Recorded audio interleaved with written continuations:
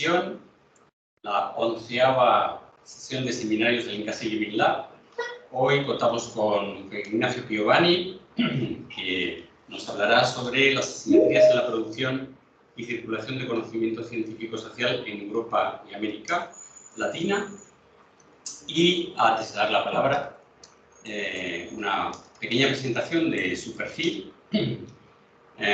Juan Piovani es postdoctorado en Ciencias Sociales, Sociología, Política, Economía e Historia por la Universidad Nacional de Córdoba, programa de Sociología y Antropología por la Universidad Federal de Río de Janeiro, es doctor en Metodología de las Ciencias Sociales por la Universidad Sapienza de Roma, también es magíster en Métodos Avanzados de Investigación Social y Estadística por la Universidad de Londres, es actualmente profesor titular ordinario en la Facultad de Humanidades de la Universidad Nacional de La Plata y director del programa de doctorado en Estudios Sociales Interdisciplinarios de Europa y América Latina entre la Universidad de La Plata y la Universidad de Rostock.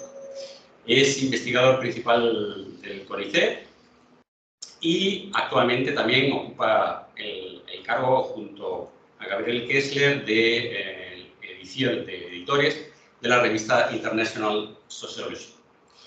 Es coordinador de la Red Latinoamericana de Metodología de Ciencias Sociales y ha dirigido y participado en numerosos proyectos de investigación, también a lo largo de su trayectoria en diversos países, Argentina, Alemania, Chile, México y, por supuesto, la Unión Europea.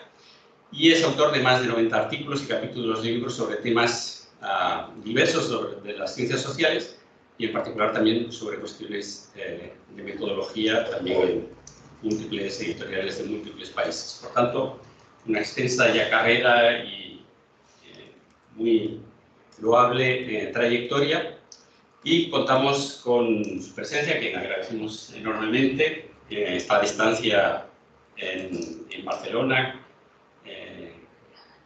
durante este mes, y acordamos que este sería un tema interesante, que de hecho es una de las cuestiones recurrentes a lo largo del proyecto de INCASI, porque siempre, desde el primer momento, hemos tenido el contraste de lo que podríamos llegar a decir, no sé si dos culturas académicas o de ciertas tradiciones académicas, algunas de las cuales, digamos, forman parte del primer mundo, digamos, de ciertas formas de concepción a las que América Latina parcialmente se ha ido incorporando, pero que siempre genera ese contraste de hábitos y lógicas del conocimiento, de la producción científica, etcétera, etcétera. Y sobre todo ello, tenemos una visión privilegiada, porque Juan tiene una larga experiencia de contraste y de estudio de este tipo de cuestiones, y por tanto va a ser muy interesante oír sus palabras. Gracias y adelante. Muchas gracias, Pedro. Buenas tardes o buenos días, según donde estén en este momento, a todas y todos. Quiero agradecer la invitación del INCASI y del Instituto de Estudios del Trabajo de la Universidad Autónoma de Barcelona para participar en este seminario en el INCASI Living Lab. Para mí es un gran honor estar en este momento con ustedes. Quiero agradecer muy especialmente a Pedro, a Sandra y a Cristian, que ha hecho un trabajo fantástico para que yo pueda estar ahora en este momento con esta presentación. Bueno, el tema, como lo anticipó Pedro, es el de las asimetrías en la producción y circulación de conocimiento científico-social en Europa y América Latina. Es un tema que enmarco o que pongo en referencia con este concepto de sistema académico mundial muy utilizado en los estudios de sociología e historia de la ciencia, que hace alusión a un espacio global, una estructura desigual de producción y circulación de conocimiento, que está centralmente dominado por un circuito mainstream, traducido habitualmente al castellano como circuito de corriente principal. Es un circuito conformado por las revistas más prestigiosas, revistas científicas más prestigiosas, pero no solo esto, sino que el sistema académico mundial progresivamente se fue orientando hacia un cierto tipo de producción científica, que es la del paper o el artículo de revista, que fue desplazando o relegando a segundos planos a otras formas de producción, como por ejemplo los libros, No solo eso, sino que también estos papers tienen cada vez más una estructura estándar de escritura científica. Esto está relacionado con lo que Brasserman llama el Experimental Report, que fija un estándar para la ciencia, que gran parte de las ciencias sociales han asumido o han intentado asumir como propio, también siempre con esta idea, ¿no?, un poco subalterna de las ciencias sociales y de tratar de buscar legitimidad científica replicando o adaptándose a los modelos supuestamente más consolidados y más prestigiosos de las ciencias naturales. A las ciencias sociales, esta estandarización de la publicación científica llega sobre todo de la mano de lo que conocemos como formato INRAD, que es un formato que se propuso a través del Instituto de Estandarización de la Bibliotecología estadounidense para la presentación oral y escrita de comunicaciones científicas a principios de los años 70. Fue incorporado a muchas revistas y en muchas instituciones científicas, sociedades científicas a lo largo del tiempo. Hay un trabajo empírico de Solazzi y Pereira, investigadores brasileños, sobre las publicaciones en el campo de la biología, que muestran cómo a partir de su aprobación a principios de los 70, progresivamente las revistas se fueron orientando cada vez más hacia estos formatos estandarizados, y ya para los años 90, el 100% de los artículos del corpus que ellos trabajan y la muestra de revistas, que son las revistas líderes del campo de la biología, se ajustaban a este formato. Y pongo el ejemplo de biología porque sobre todo desde la biología y mediada por la psicología, el famoso manual APA, de la Asociación Norteamericana de Psicología, es que al conjunto de las ciencias sociales nos llegan estas normas, en líneas muy generales para la citación, pero también muchas veces para la estructura de los artículos. Y de hecho, las más importantes revistas internacionales de ciencias sociales piden que con sus más y sus menos los artículos científicos de nuestro campo se ajusten a esta estructura, ¿no?, de una introducción, un apartado metodológico, la presentación de resultados y la discusión de los resultados. Además, en este circuito, el inglés opera como una lengua franca. O sea, es la lengua de comunicación científica entre las y los colegas de distintas partes del mundo, de distintos países. Todo esto se fue conformando, fue tomando forma, fue tomando fuerza desde la Segunda Guerra Mundial y especialmente desde el momento en que empezaron también a desarrollarse las bases de datos, los criterios de indexación, a desarrollarse las métricas de impacto, y la idea habitual, un poco no discutida, la idea de consenso, es que la publicación en el circuito mainstream, en artículos con estos formatos estandarizados en inglés, son mecanismos también de consagración, de reconocimiento, a la vez que se consideran como pruebas de calidad de la producción científica. Si un artículo científico es aceptado por una revista, supongamos por Science o Nature, o en las ciencias sociales sus equivalentes, ¿no?, se considera que esos científicos han conseguido un reconocimiento por sus pares y que ese trabajo es un trabajo de calidad. Las ciencias sociales tienen en el sistema académico mundial algunos matices, algunas especificidades. Heilbronn, que es uno de los más reconocidos expertos en la materia, las define como un campo global emergente, es decir, que tienen una conformación en este circuito académico mundial más reciente, que mantiene la estructura centro-periferia, con un core euro-norteamericano que concentra la mayor parte de la producción y de las revistas científicas. Estudios como los de Moffat, Nathanson y Gingrad, basados en Web of Science, muestran que cerca del 90% de los artículos de ciencias sociales indexados por esa base de datos tienen su origen en Europa Occidental y Estados Unidos, Canadá, y que las múltiples periferias tienen una situación de presencia muy marginal. En el caso de América Latina, ellos calculan un poquito por debajo del 3%. Pero la otra particularidad de las ciencias sociales en el sistema académico mundial es que se han desarrollado recientemente circuitos regionales, formas de regionalización que son muy importantes, especialmente para el caso de América Latina, que nosotros conocemos, por ejemplo, a través de Latindex, Redalic, Amelica, Cielo, etcétera, etcétera. Entonces, en este marco, a mí ya desde hace algunos años me interesa investigar la participación en el circuito mainstream y en los circuitos regionales de la producción de científicos sociales de América Latina, fundamentalmente, pero también para tener un punto de referencia establecido comparaciones con la producción europea, ver las diferentes formas de circulación, de impacto, sobre todo a través de las citas y otras métricas relativamente clásicas, y ver cómo en estas formas diferenciales de participación en el circuito mainstream y en los circuitos regionales influyen los estilos de producción, que es un concepto que usamos en el que convergen las formas de investigar, ¿no? Intervienen las cuestiones metodológicas y teóricas, con las formas de escritura, el tipo de producto escrito que se produce, y las lógicas de publicación, con qué formato y en dónde se publican y en qué idiomas.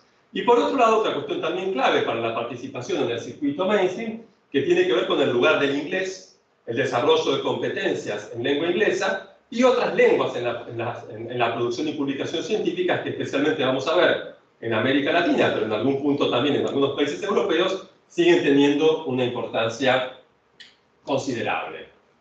¿Por qué me interesa analizar y comparar la ciencia en general, pero especialmente social, de los países centrales y también la semiperiférica y periférica? Primero porque nos ayuda a comprender cómo funciona el sistema académico mundial desde un punto de vista de la geopolítica, de la producción y circulación de conocimiento. Estas desigualdades globales del sistema científico reflejan o son espejo de otras desigualdades, por eso muchas veces se usa la palabra geopolítica de la ciencia o geopolítica de la producción de conocimiento, de la circulación de conocimiento, ver cómo los modelos hegemónicos impactan, influyen en las prácticas y la producción científica en distintos lugares del mundo, especialmente en las periferias, ver el grado de autonomía que tienen distintos sistemas científicos nacionales, en qué medida o de qué forma opera la dependencia académica, si es que opera, que es un concepto que desarrolló Farid Alatas, y también me han interesado las prácticas de resistencia frente a los modelos hegemónicos. Por ejemplo, en muchos países ha habido movimientos que han tratado de ponerle un freno o buscar algún matiz en relación, por ejemplo, con las políticas de evaluación que los sistemas científicos nacionales y las universidades desarrollan, o que han tratado de defender la importancia de las lenguas vernáculas, o el multilingüismo, o la ciencia abierta, no comercial, o los circuitos regionales alternativos frente al circuito mainstream, etc. Y esto es importante porque hay mucha evidencia empírica, muchos estudios previos que muestran que, por ejemplo, en el sur global ha habido respuestas ambivalentes frente a los modelos más tradicionales, más consagrados de ciencia del circuito mainstream, desde la adaptación, incluso las políticas de los propios sistemas científicos nacionales para tratar de promover la adaptación a esos cánones, a esos estándares, hasta distintos tipos de rechazos críticos con fuertes fundamentos epistemológicos y de sociología de la ciencia, pero también muchas veces rechazos más, podríamos decir, de tipo de rechazos tabú frente a estas formas de plantear la ciencia a nivel global. También porque es importante analizar la regionalización transnacional, como la llama Helbron, que tiene que ver con el desarrollo de redes por fuera del circuito mainstream, por ejemplo, redes latinoamericanas, redes africanas, que tienen sus propios sistemas de indexación, que también buscan desarrollar formas. Por ejemplo, en América Latina funciona desde hace algunos años auspiciado por Claxo el FOLEC, que es un intento de desarrollar indicadores de evaluación científica responsable específicos y adecuados para las instituciones de América Latina, teniendo en cuenta también su historia, la evaluación situada, los presupuestos que son muy distintos a los que puede tener una universidad como Harvard o el MIT, etcétera, etcétera. Entonces, en este marco es que a mí me interesa situar estas reflexiones. La primera cuestión que quiero mostrar es que, evidentemente, tal como habíamos dicho, cualquier revisión empírica, yo trabajo más con datos de Scopus que de Web of Science, pero que también es la respuesta europea al circuito mainstream estadounidense. Si nosotros vemos el total de publicaciones científicas en 2023 en Scopus de los principales países europeos y los principales países latinoamericanos, vemos que los países europeos tienen una producción muchísimo mayor. Lo que está puesto ahí el número arriba es la posición que ocupan en el ranking mundial. Fíjense que Reino Unido, Alemania, Italia, España y Francia ocupan el puesto cuarto, quinto, sexto, noveno y décimo, mientras que en América Latina, con la excepción de Brasil, que tiene un enorme sistema científico y que es difícil calificar como un sistema periférico, por eso muchas veces se usa la expresión semiperiférico, ¿no? En los otros casos estamos en las posiciones entre 30 y tanto y 50 y tanto. Y lo que se ve a la derecha es el total de publicaciones de ciencias sociales. Y vemos que se replica este modelo, pero hay algunos cambios importantes que vamos a tratar de explicar. Tal vez a algunos les sorprenda ver que, en cuanto a las publicaciones de ciencias sociales, España ocupa el primer lugar, desplaza a Alemania, Italia y a Francia, Brasil desplaza también a Francia. Aquí hay algunas cuestiones interesantes. La primera tiene que ver, obviamente, con por qué España ocupa ese primer lugar. Es interesante decir que para muchos países competir en el circuito mainstream, en las ciencias más consolidadas y reconocidas, es muy complejo, es muy difícil. Y esto es interesante porque nuestras ciencias son habitualmente vilipendiadas dentro de nuestros países. Siempre tenemos un lugar más bien periférico, más bien marginal. Pero, por ejemplo, en el caso de España y también de algunos países de América Latina, una cuota muy importante de su presencia en los circuitos mainstream de las ciencias viene del lado de las ciencias sociales, ¿no? Donde han logrado tener posiciones mucho más competitivas. Y las han logrado, vamos a verlo después, también a través de políticas editoriales, de generar revistas locales de ciencias sociales de muy alta calidad, que con el paso del tiempo fueron aceptadas en las bases mainstream. Entonces esto es una nota muy particular de países como España y en menor medida Chile, Brasil, Colombia, etc. La otra cuestión interesante para resaltar aquí es la situación de Francia y en alguna medida también de México y aún más de Argentina, en donde su producción en ciencias sociales no parece estar adecuadamente reflejada en las métricas del circuito mainstream. Francia es una gran referencia mundial en ciencias sociales desde siempre, es uno de los países clásicos de producción de las ciencias sociales, y que ocupa este lugar tal vez en cierta medida indica de que para las ciencias sociales francesas, si bien hay obviamente una fuerte presencia en el circuito mainstream, también hay lógicas que no se adecuan, no se ajustan al modelo anglosajón del paper en inglés. Hay probablemente un circuito local, un circuito francés, y lo mismo podríamos decir especialmente en América Latina de los casos de México y Argentina. Ya vamos a reforzar esto con algunos datos empíricos concretos. Evidentemente, la producción de ciencias sociales de los países latinoamericanos ha crecido y su participación en el circuito mainstream lo refleja. Entre el año 2005 y 2010 nosotros vemos en este gráfico que está a la izquierda cómo se dispara la participación o la publicación de artículos en revistas indexadas en las bases mainstream, en el caso de sociología y ciencia política, pero claro, esto no implica que automáticamente aumente su peso relativo dentro de este circuito, porque también, como vemos a la derecha, ha aumentado la producción de los otros países. Y en realidad lo que nosotros vemos es que el crecimiento de América Latina fue mayor al europeo, y fíjense cómo de 1996, que es cuando empiezan los datos, los registros de datos de Simago, a 2023, comparado con la producción de estos 5 países de Europa, la producción de los 5 principales de América Latina pasó de un poco menos del 5% a casi el 25%. Es decir, que el crecimiento de la producción europea tuvo un ritmo menor que el de la latinoamericana, pero en realidad esto no significa necesariamente que América Latina haya aumentado su presencia en los circuitos globales, porque también hay que contar el aumento enorme de la producción china, india, turca, iraní y de otros países. China en este momento, ya hace un par de años, desplazó a Estados Unidos como el primer productor mundial de ciencia en el circuito mainstream. También es muy contundente su participación en las ciencias sociales, y entonces, obviamente, este aumento de la producción latinoamericana en relación con la europea no necesariamente implica una mayor presencia general en el circuito transnacional, circuito científico transnacional. Pero lo que es más interesante de este gráfico que estoy mostrando acá es que, si bien su producción aumentó, o sea, le descontó ventaja con respecto a Europa en el número absoluto de papers publicados, esto no fue acompañado por un aumento equivalente en el impacto de su producción. Lo que está más claro tiene que ver con las citas de los artículos científicos de América Latina en relación con los europeos, y fíjense que si los artículos de América Latina en 1996 representaban un 5% de los 5 principales países europeos, y ahora el 25%, las citas que estaban en el 5% pasaron aproximadamente al 10%. Eso quiere decir que una mayor presencia en los circuitos mainstream para las ciencias periféricas y semiperiféricas no se traduce automáticamente en un impacto equivalente.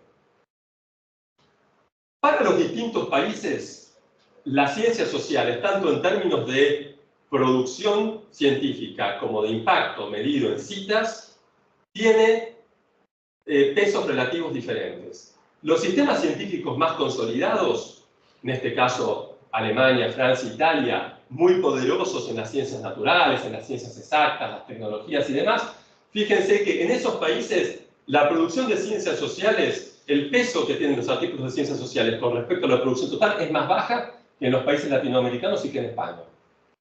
Pero su producción de ciencias sociales tiene un peso relativamente equivalente al valor absoluto al porcentaje de artículos. Es decir, que, por ejemplo, si en el caso de Francia, o en el caso, tomemos en este caso el más parejo que es Italia, si aproximadamente el 8% de los artículos italianos en el circuito mainstream son de ciencias sociales, también aproximadamente el 7-8% de las citas son de ciencias sociales. Mientras que en el caso de España y de los países latinoamericanos hay una brecha mayor. Es decir, que estos países han logrado de alguna manera una presencia creciente en los circuitos mainstream a través de más artículos publicados, pero que esto no ha sido acompañado de un impacto equivalente de sus producciones en términos de citas.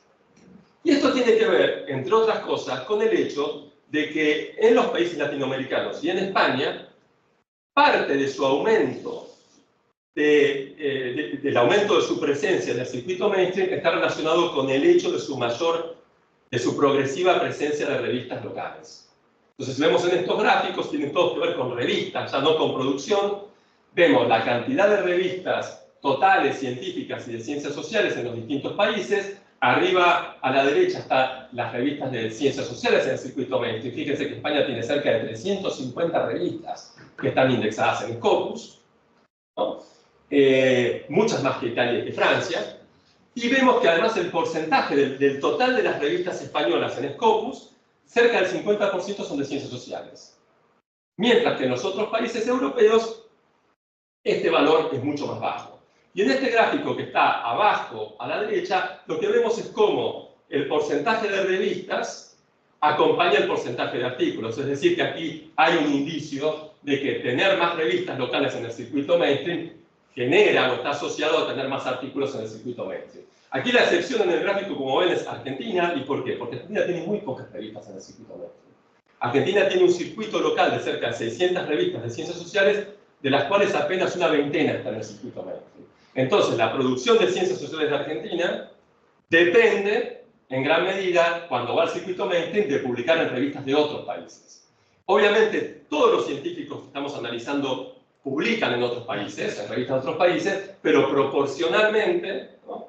En el caso, por ejemplo, de Brasil, de Chile, de Colombia, de España, el peso de las revistas locales en el total de su producción mainstream es importante, es significativo.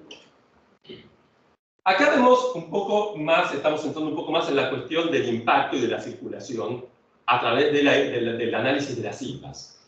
Lo que vemos es que, bueno, el primer gráfico tiene que ver con el total de citas de artículos de ciencias sociales en 2023. Abajo a la izquierda se las citas por artículo, entonces esto está de alguna manera ajustado. Y lo que vemos es cómo, a pesar de tener menos producción en el circuito mainstream que España, Alemania, Italia y Francia la superan en el promedio de citas por artículo. Es decir, su producción tiene en promedio más impacto. Y esto, de nuevo, probablemente tenga que ver con el hecho de que un porcentaje importante de esos artículos españoles, y ni hablar los latinoamericanos, han sido publicados en castellano, en revistas locales, o a veces también en inglés, en revistas locales, o del circuito iberoamericano.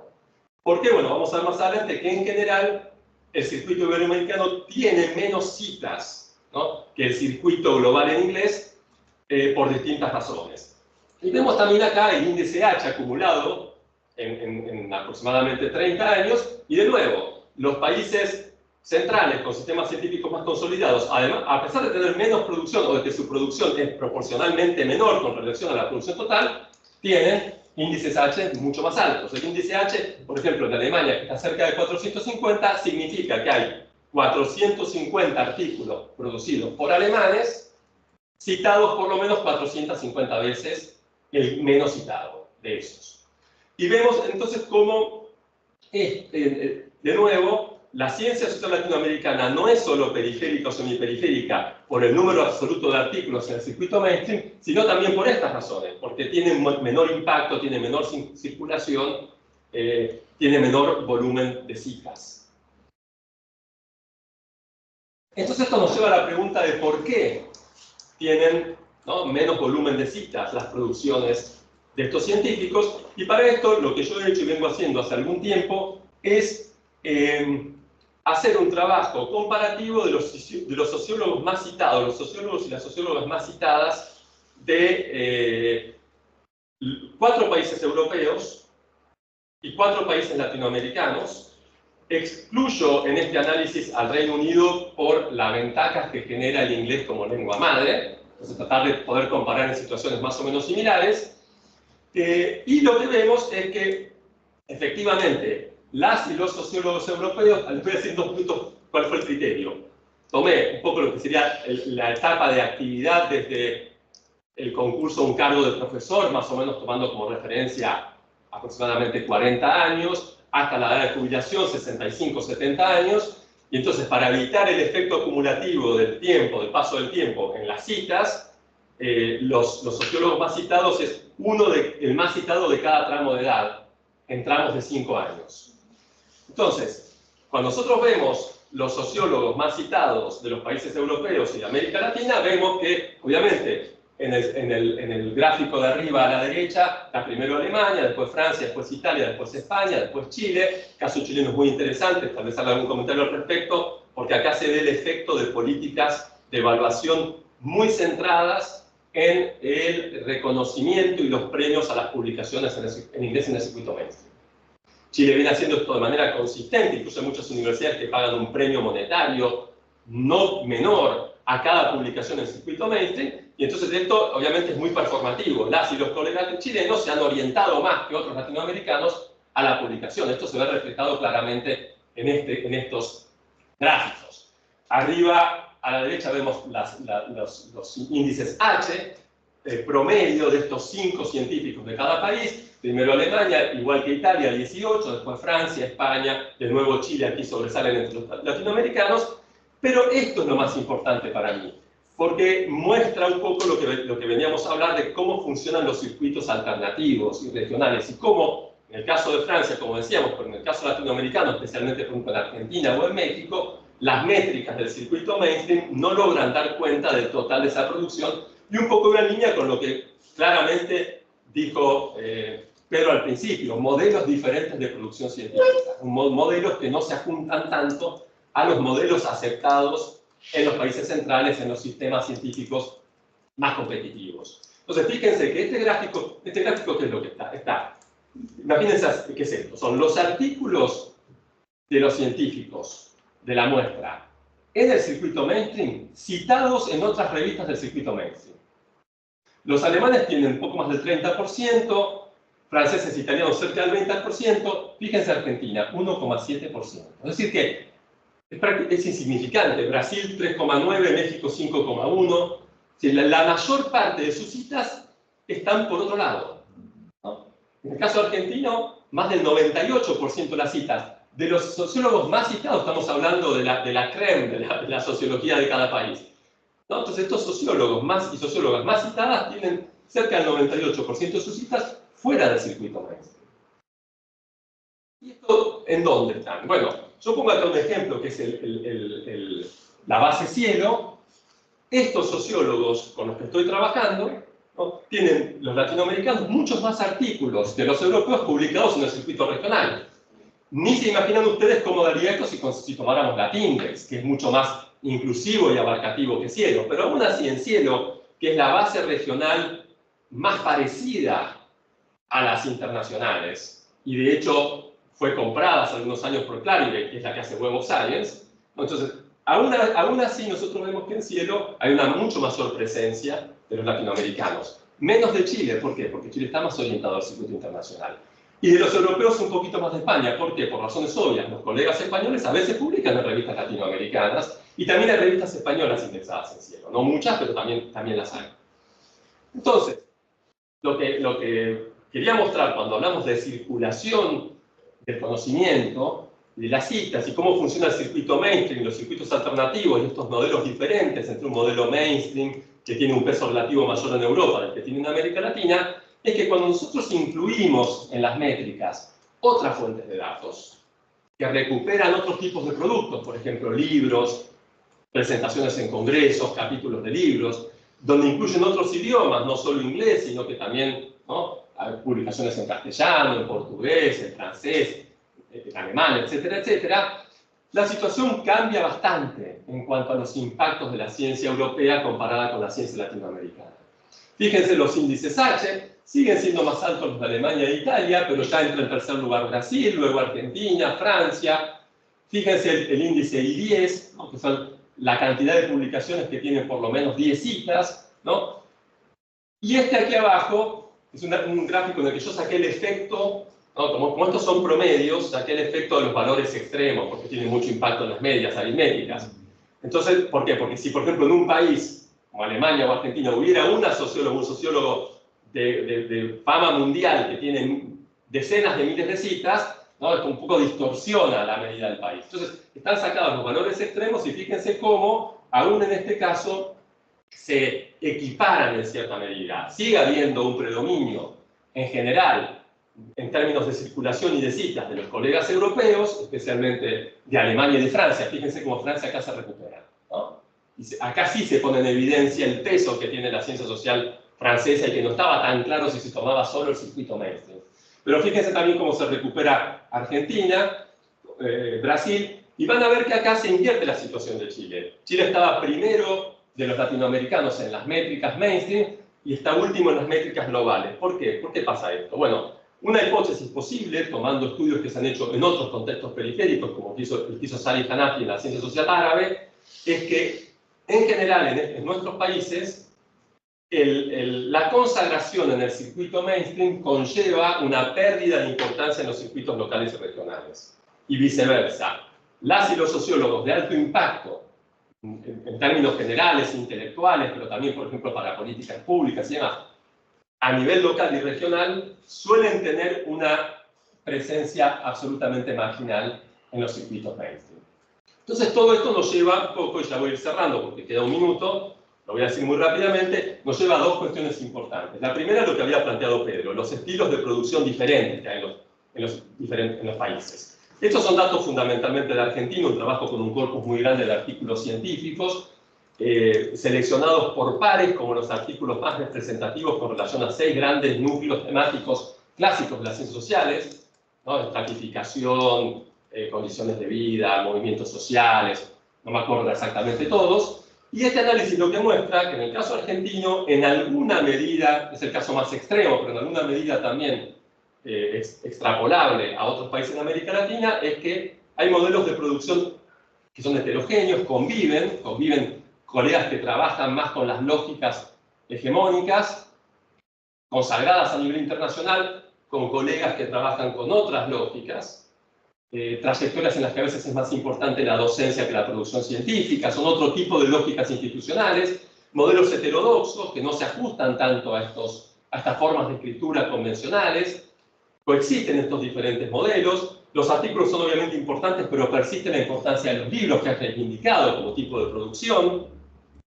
Obviamente es importante la investigación empírica, pero también hay un tipo de trabajo especulativo, ensayístico, que perdura en las ciencias sociales de estos países. En la estructura de los textos hay baja adherencia a los modelos de tipo impar y sobre todo hay un alto porcentaje de artículos que, por ejemplo, no incluye apartados metodológicos, ¿no?, en los que explican, o, por ejemplo, no incluye discusión con la literatura del tema, la literatura internacional. Hay una amplia prevalencia de investigaciones cualitativas, y bueno, en general en el circuito mainstream hay mayor propensión a aceptar las publicaciones de tipo cuantitativo, y hay una estructura de citas que, quiero retomar lo que había dicho antes, sobre por qué son menos citados. Estos dos conceptos son muy importantes en la sociología de la ciencia, los trabaja mucho Collier, Frank Collier, aunque ella no fue la que los inventó, intraversion y extraversion. Entonces, lo que ella muestra es que en la ciencia periférica hay una tendencia a legitimarse citando la literatura de los países centrales. especialmente en materia teórica y metodológica. Esto se llama extraversion, ¿no? Entonces yo legitimo y al mismo tiempo hay baja cita de los otros latinoamericanos. Las citas intra-latinoamericanas son bajas. A pesar de que hay circuitos regionales fuertes, se citan poco.